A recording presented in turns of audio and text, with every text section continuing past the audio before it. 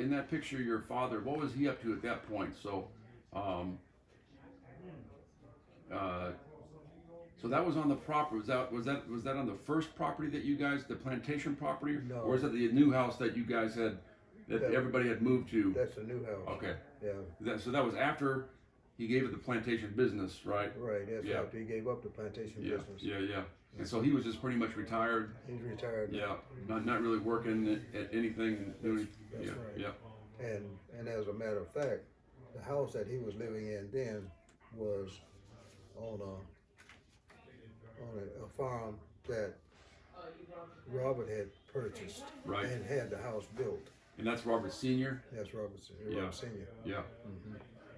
And nice. So did that house that he built? Did that house have electricity, or and plumbing? No. So kind of the same circumstances still existed as far as lifestyle, or right. standard of living, I guess. Right. It was quite rural. There was no. Now later on, some years, a few years later, this was after I left there, but they got electricity. And after you had left the state, right, in the area. Yeah. And that was a big thing too. Everybody was so proud that they were getting electricity down there. Right. Now on the plantation, I don't know if I asked you this or not. Did you guys slaughter your own animals for food, or did you buy it from the market? No slaughter. So you cows, pigs, those kinds of things, chickens probably, right? Yeah. Now, well, at a point in time, that's what they did. But at the time that we're talking about here, right, where you took those pictures, we didn't. No, we now at this point in time we going to the store and buying the stuff now. Right. That makes sense. Yeah. Yeah. That's and that was at the time we're talking about here. The town was New Bern.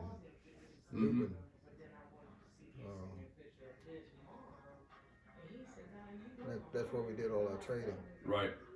And so when you took those pictures of your dad and your grandpa, that was probably what, 1950, early 50s?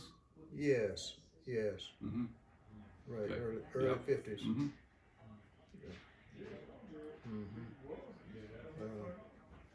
Now I went in the military at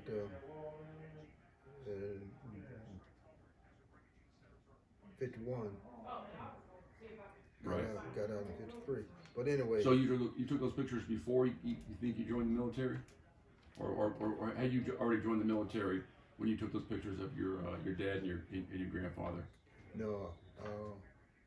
When I took these pictures, I was home. I was home on leave. Home on leave. Okay. Nice. Nice. So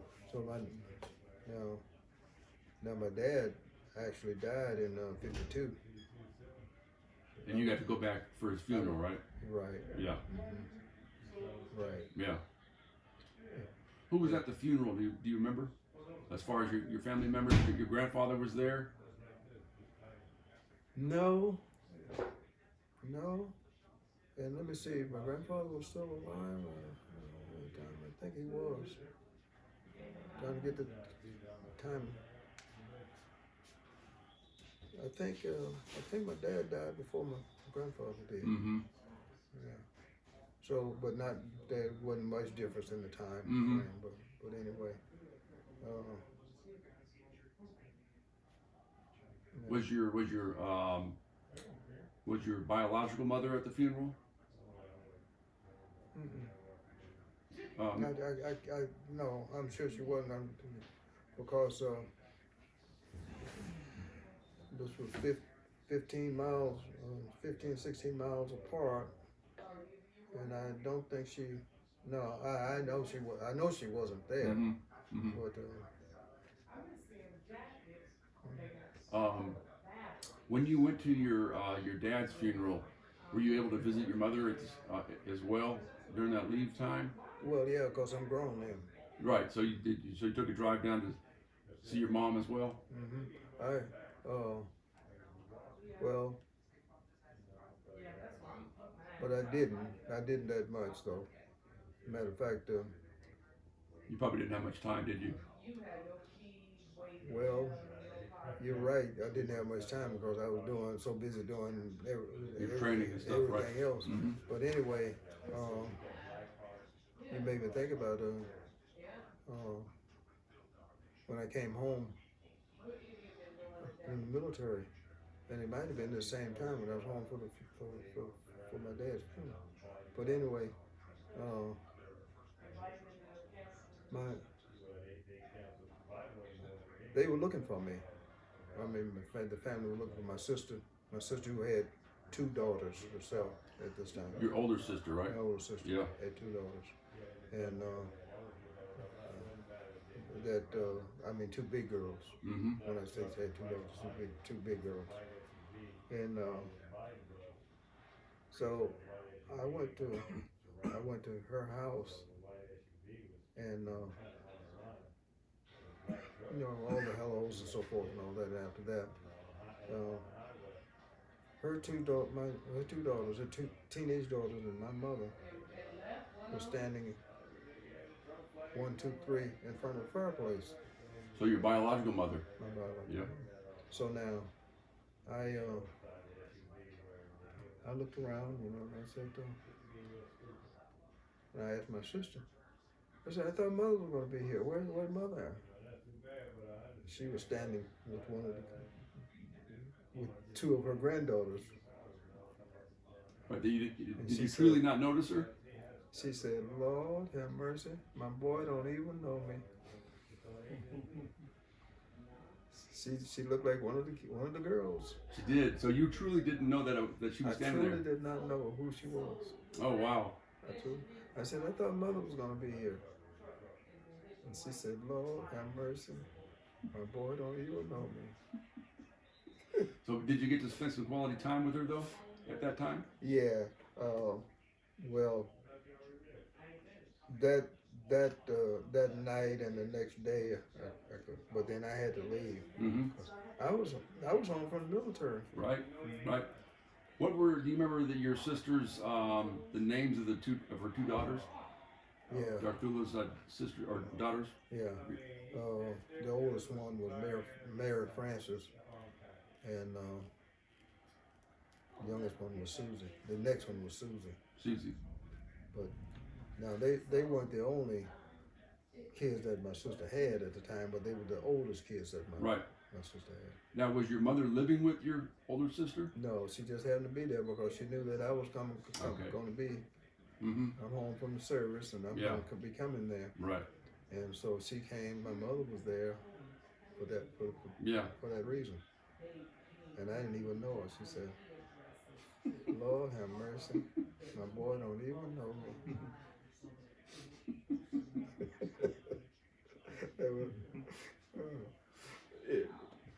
Anyway. Then, did you? So, how long did your mother live for? I know we may have touched on this, but did she live up to ripe old age? No, she died at 77. 77? Mm-hmm. Natural causes? Yeah. I got her obituary right here somewhere. Now, and I get the time mixed up. Either she was 79 and my brother was 77. I think it went that way. She was 70. She died at 79, mm-hmm. and my brother died at 77.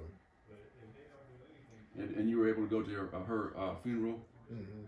Because this was quite some time later. Yeah. Yeah, I'm out of the military. I'm out of college by this mm-hmm. time. Mm-hmm. And Dawn, as a matter of fact, even Dawn is what, 10 years old at that mm-hmm. time, I would imagine. Mm-hmm. But anyway, so how many people were at that funeral? Was it your older sister was there? Oh yeah. Everybody would have been there. Yeah, everybody was there. Mm-hmm. So I know it must have been you know, as probably most funerals, sad, but also, but at the same time, you were probably able to connect with a lot of people you may not have seen Oh yeah. in a while, right? Right. Mm-hmm. She died in '86. 86. 86. Okay. Yeah. And what state was she in when she passed? Was she She's still in Alabama. Alabama? Mm-hmm. So pretty much the whole family that was in Ohio went to Alabama for that funeral. Mm-hmm. Well, that's right. I remember you showing me the tombstone. That's cool. That's real nice. Yeah, yeah, that's awesome. It's a nice stone too. Mm-hmm. But yeah, Greensboro, Alabama. yeah, that's cool. Now I didn't live with. I only lived with her 6 months. That's right. I remember you telling me that. Mm-hmm. Yeah, just as just how things worked out. Mm-hmm. Yeah. So Ernie, did you want to cover some of your career, some of the additional pieces that I was mentioning, or where would you like to go from here? You mentioned you go ahead. I wanted to throw some things out at you and see what you remembered. Let's see here.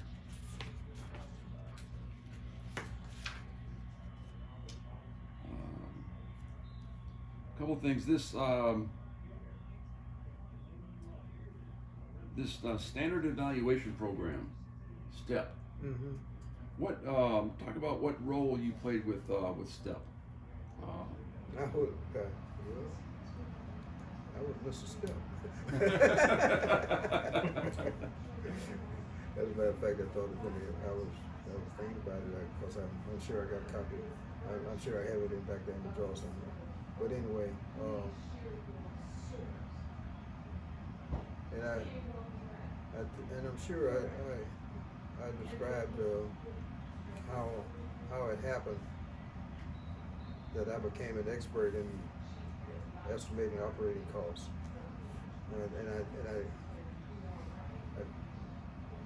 and I told you about the fellow that I was assigned to working with him. He was a trainee, Mm-hmm. and he didn't have time. He was busy. He didn't have time to. He was supposed to train you. Right. And so I went over and started working with him, started hanging out with another group Mm-hmm. that was responsible for estimating the operating costs, and I learned how to estimate operating costs before I learned how to do the acquisition costs, which was my job. Acquisition was like my job. So then when I finally did learn how to do acquisition, already knowing how to do operating, I had dual expertise, of course. And I became the authority on life cycle costs. And Who were some of your mentors when you were getting trained in life cycle? On your way to being trained in becoming an authority at life cycle costs. well, I was assigned to work with a fellow named Gene Cahoon.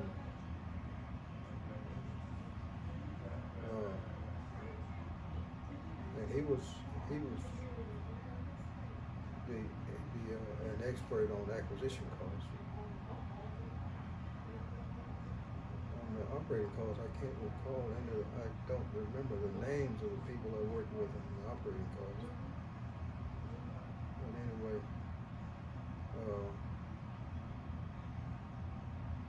But you were working. It sounds like you were fortunate enough though to come in contact with people that really knew what they were doing. yes, And then you proceeded to soak it up like a sponge. yes, absolutely. And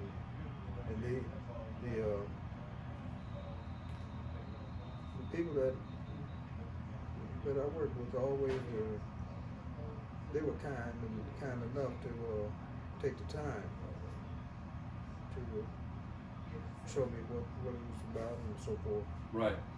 Right. And so I guess in looking at your career, being a more or less a radar technician, you got your degree in education. You taught math. right? So you're a mathematician. And so then I take it the mathematician piece probably gave you enough foundation to then turn around and get a job on Wright-Patterson That as is correct. right, Right. life Yeah. cycle cost analyst. That's correct. Yeah. Yes. And then it sounds like when you went in there, you went in there pretty serious. You wanted to do that job right. It didn't seem like it, because I've worked with a lot of government people the last 33 years. Some of them are serious, some of them aren't so serious. Some of them just want to get to hurry and get it over with and turn it in and go. Exactly.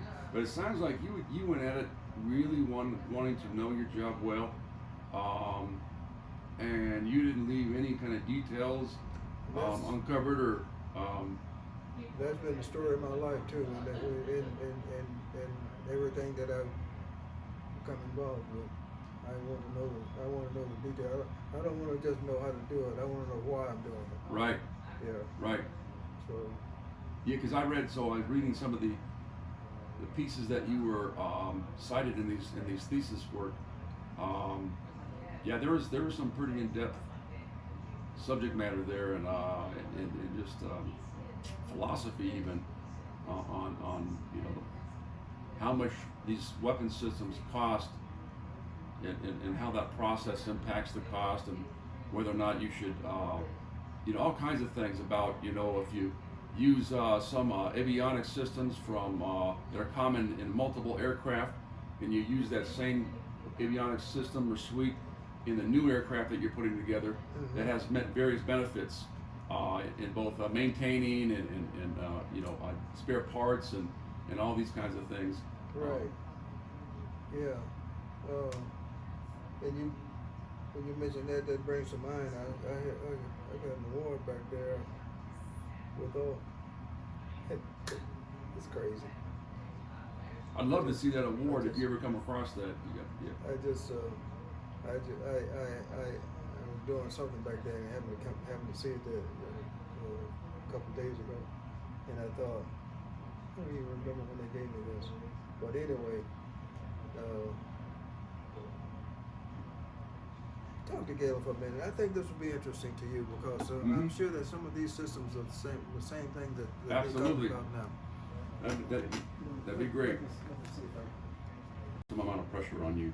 Did you ever? What was going on in your mind in that situation, Ernie? I never thought about it I just thought about it from doing the job. You just want to get in there and just get it done, huh? Get the job done, yeah. And so you didn't feel like you had anything to prove to all these people in the room that didn't look like you or had different backgrounds, or? No, it never occurred to me. Usually, well, Warren, I tell you, I took lot of pains, I guess, for lack of a better word, to learn my job. And when I went into a situation, I knew my job, and I would just say that nobody knew my job better than I did. So I just looked at it from that point of view. I am the authority. When I went into a situation once I learned my job, I was the authority on my job. Something tells me when you went to work each day, there wasn't a whole lot of messing around. Look, I get that it must have been, you went in there, it was business. Yeah, I was business when I went in there. I was business. And I was the authority on my job. And I know for a fact you cannot become the authority without hard work. That's true. You must have worked hard. And things. I didn't know. It wasn't a matter that I was aiming to do something or that I had a goal or something. Right. That was just my way of doing things. Like I said, when Cahoon didn't have time to show me how to do the acquisition costs, and I went over with the other group and did the operating costs thing. Hey, learn that. So it was just a matter And I wasn't thinking, the thought never occurred to me that if I learn both ends of the job, that I'm going to become an authority on it. That never occurred to me. It was just like hey, I'm here, I want to learn. But it did, because from what I read in those thesis works, it gave you the ability to compare and contrast acquisition costs as compared to operating costs. And the thing that I was actually looking for, Don showed it to me the other day. It's in here somewhere. But anyway, it was a special project we were working on, and it had a list of aircraft. Yeah, I would love to see that. Don probably know where it is. That would be really good. It had a list of all the aircraft that in that particular.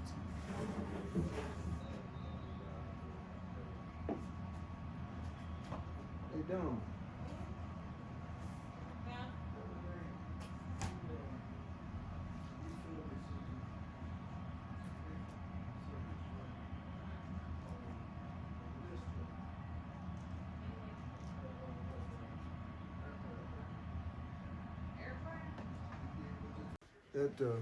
That's a list of aircraft.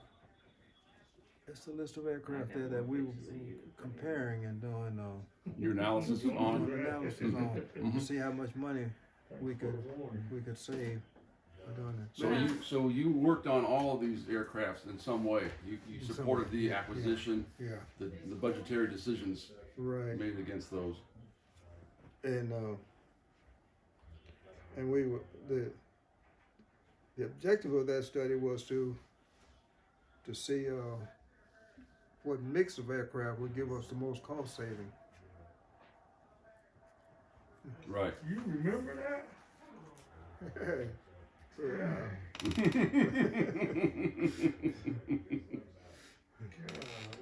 Yeah, because something happens when you become the authority on something. You internalize it so much; it becomes so much of who you are. Yeah. I think it's difficult to forget. There's things that I got good at in the Air Force that I haven't forgotten yet. There's still a lot of mojo left in me, you know. With just a little bit of refresher, I could probably get back into it again, you know. It's one of those things. It's amazing, right? Yep. Yeah. But anyway, it was that. Now some of those names of aircraft you might even recognize. Oh yeah, them. definitely. Dad, did you have anything to do with the space shuttle? 16. Space shuttle. Seemed like you had something to do with that when it first came out. Yeah. When the first, but then when it first came out, yeah. Yeah. Yeah. Yeah. I'm talking about Before, yeah.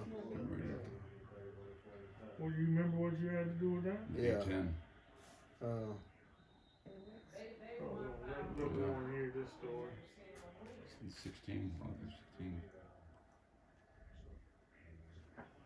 So Warren, Some of those still around. Yeah, I mean the F-16. The F-16. And the 130s we use The still. 130 will never die. Yeah. The AWACS is on there. Absolutely. AWACS is on there. Yep. And we got the A-10s too. I love A-10s. One of my favorite aircraft. I know you spent a lot of time working with the A-10. didn't you? A-10. I spent a lot of time with A-10. Yeah. From the initials, from the design. That was so. Yeah, the A-10. It's just an incredible aircraft. Really.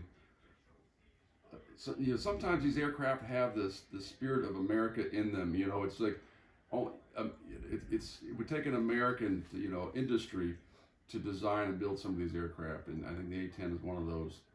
Well, the A-10 was just a copy of the Stuka. Yeah, but so and Toby's referencing my studies in my military history. So yes, the U.S. Air Force, it's not known by many, but the U.S. Air Force hired probably the best pilot of all time as far as combat is concerned. Hans Ulrich Rudel is his name. He was a Stuka pilot in World War II. And that's who we named Hans after. He Okay. Oh yeah. Okay. He was an incredible pilot, but he was hired by the U.S. Air Force as an advisor, consultant. Because at that point in time, the war was way done. He, although he fought for the Germans, he wasn't accused of any war crimes or anything like that. He was just a military person. They brought him to the States, so they hired him. They said, "Hey, it's the Cold War now. We're worrying about the Russians, the Soviet Union. They outnumber us in tanks. You, Hans, were the greatest tank killer of all time from an aircraft." That's what he did. He figured out how to dive down on a tank and kill it. He says, we need to design this aircraft, say A-10. We need to design this aircraft that helps us even the odds against the Soviet Union because they outnumber us in tanks. I think it was like 3-1 or something like that. It was a lot. Okay. Yeah. And so they eventually came up with the A-10. Yeah. Okay. Yeah. It's interesting. Interesting history there. Now that you described that, I remember some kind of discussions along that line. Yeah. Back in the day. Back in the day, exactly right. Oh, it's incredible. Yeah. Yeah. Sure. But what a beautiful, piece of work that A-10 was. Oh yeah, absolutely, absolutely. What were you about to say there, I Galen? was just asking him, because I remember he had something to do with the space shuttle, because it was under development, but I couldn't remember what it was, so. That was when I first went in though.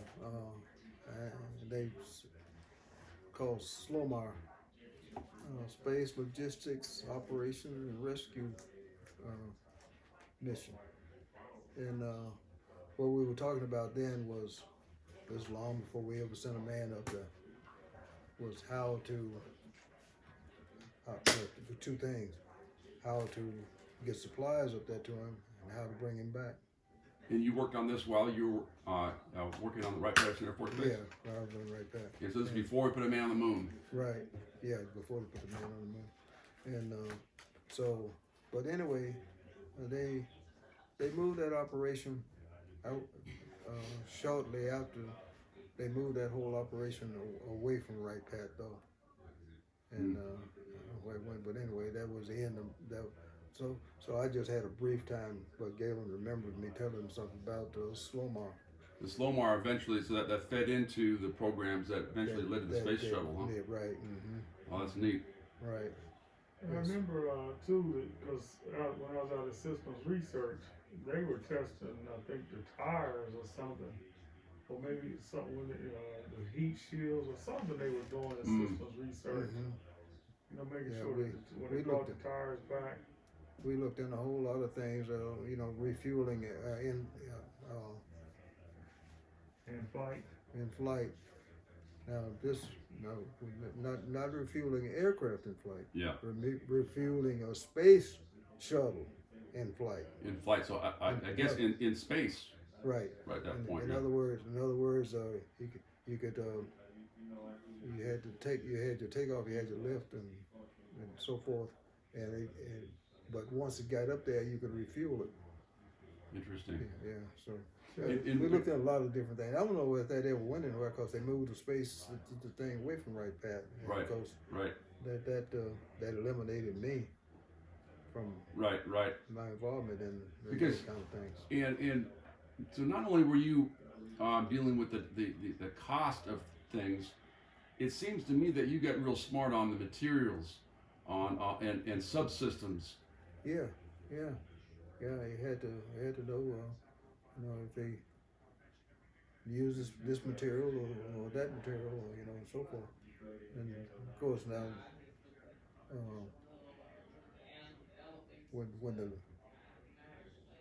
I was more involved when the B1s and all of those came along. Yeah. Well, I was involved at 15. A-10s, F-15, B-1. Right. C-135. Yeah. All of those were during my time frame. That's awesome. So this STEP program. So I read online that there was even a software package or some kind of capability that had to do with STEP.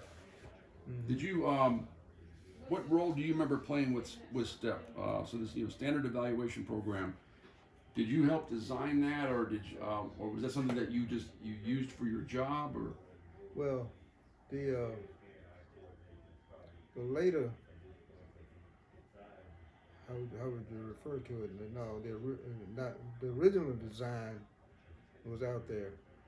Um, when I got it, when I got involved with it, it was more of an adaptation to what we were doing rather than the design, because the original was the task had already done the original design. Yeah. The So Analytic Science Corporation. this is step 3, step dash 3. I think it's step 3. Yeah. Yeah. So it had gone through Multiple iterations. initial, and then some modification. Then I got involved with the now.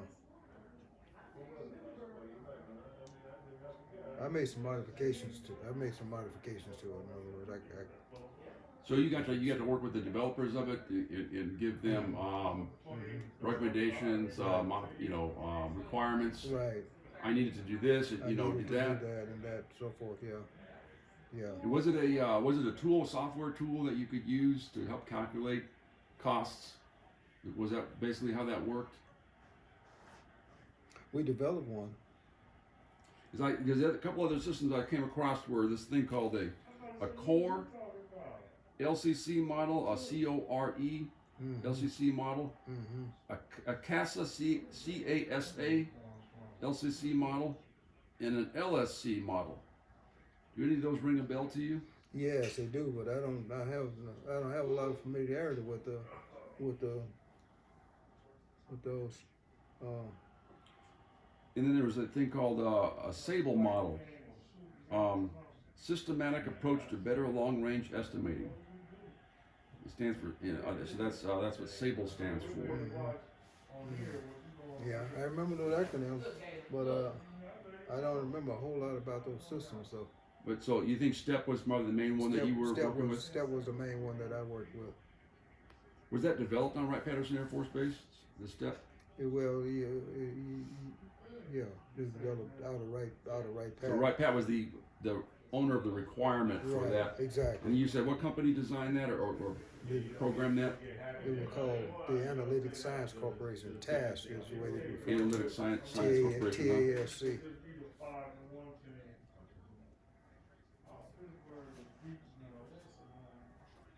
Yeah, they were the originators of it. And the way I got involved with it was when they started my organization called the Standardization, Avionics Standardization. What was this? What was the third letter? But anyway, I can't recall. I do recall that when they first put my organization together, it was about 30 strong. Yeah. And so they went around the room describing what everybody was going to do, everybody's function in this organization. Mm-hmm. And when they got down to me, he said, the colonel said,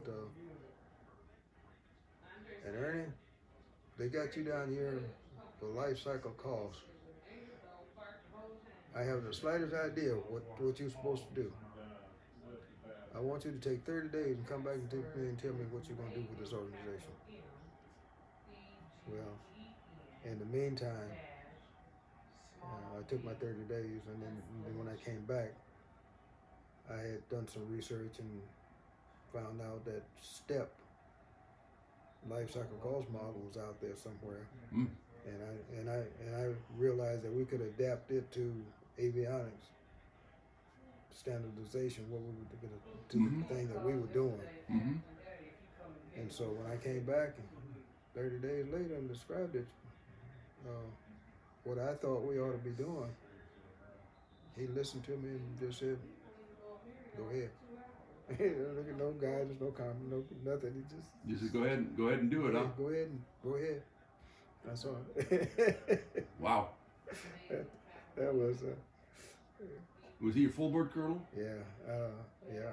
What was no, his no, name? no. He was like Lieutenant colonel. Mhm. What was his name? I don't remember his name. So when he said that and you went off, so from that point on, did you engage the analytic science corps then at that point at some point, and Mm-hmm. you worked That the modification to a model that they had already developed. yeah, But I took the 30-day period to see if that could be researching different models. yeah, To see which one would best, which I For thought your would best guys' fit what we were doing. right, And that one, it had the right name. It had everything. It's standardization evaluation program. yeah, right. And we went. That's what we were doing. Avionics That was your business. standardization. Yeah. So So did you have to get the funding to buy that? It was a software package that you had to, yeah, we had to get funding to do it, to do the modification to it. right? Right. And then you had computers in your office that they put that software on, Mm-hmm. and that's where you operated. That's where you accessed that Right. model. Right. Right. That's where Task, the Analytic Science Corporation. That's what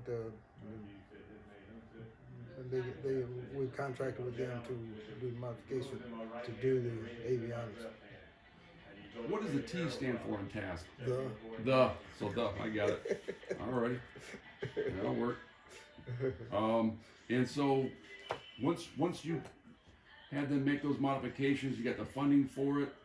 It sounds like you were the champion for that. Is what it sounds like.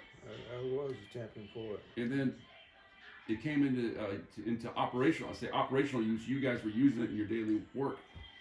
And I became the authority on it. And you became the authority because you're the one that championed it in the first place. Right. So you knew the ins and outs of it. How long did they keep that system? The step system.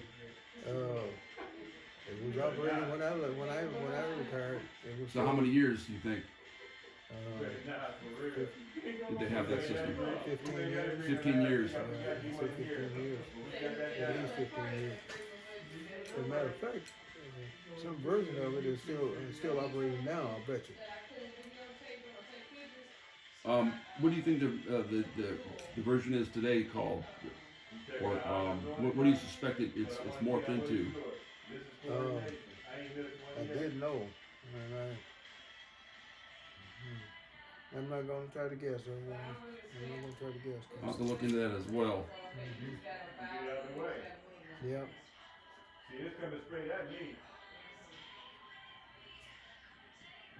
The life, it would be a life cycle cost model of some. Well, it makes sense that you would have to have a computer to assist you in producing these budgetary analyses, because there's so many data points that you have to worry about. Right. You know, so many variables.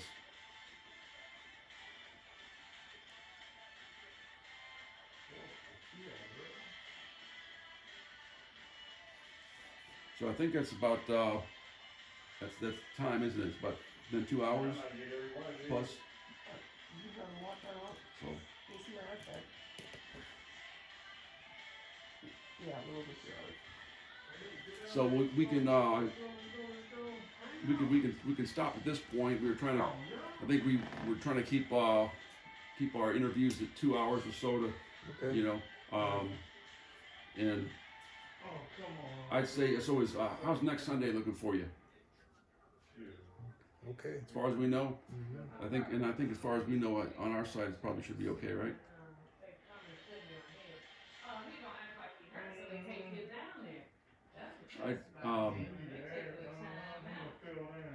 So the couple of things that I thought about talking to you next is Sunday. Seem okay?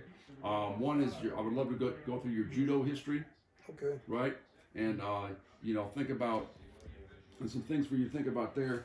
I got questions such as, how were you introduced to judo? How old were you when you first had your, when you had your first judo practice, and what was your initial impression of it? And then things like, what are some of the things you like most about the sport? what were some of your biggest personal challenges in judo? What were some of your favorite judo moves? What was your strategy to win judo matches? What were some of the most difficult judo matches you had, and with whom? And kind of, I would love to go through some of your matches in detail, if you can, things that you can remember. And then, what were some of your greatest successes in judo? What are some of your thoughts regarding the founder of judo, Jigoro Kano? Jigoro Kano. Right. Just some of your, thoughts on him and his contribution. Who are some of your favorite judo players? Who do you think are some of the best judo competitors of all time? And then getting into your, the DAMAC, in your establishment of your judo club, and the goals and the successes and experiences of your judo club. And also kind of, I saw an article online I thought was pretty cool. It had a neat line in there. So it was an article talking about the tornado that had damaged your judo facility, right? Recently, just last year. Yeah. But one part, it touched on what the judo club did for youth, and really anybody. But it said that you guys had provided a place of refuge and enlightenment. And I wanted to kind of just touch on that. And what I saw that you guys gave a chance for underprivileged people as well. Oh yeah. To come in there. I would love to talk about that as well next time. Okay. So things like that whole judo, experience in that part of your life, I would love to get into. Okay. And then, saying that, if there's anything else that you want to talk about, of course, 'cause I know how it is. Sometimes you'll just be in the house or whatever, and something will hit you, and you'll get a flashback, or you'll think about something that you want to share, and that's fine too. Well, I figure that after you get some thoughts together here, then we'll fill in. Yes. And Absolutely. okay. Absolutely. Very good. How's next Sunday looking for you, Galen? I'm 2 o'clock good? Yeah. Cool. Look, as long as he's good, I'm good. Yeah. Hey, look, boy, I was looking at this. I said, they done killed the horse. Upside down. Horse is upside down. Yeah.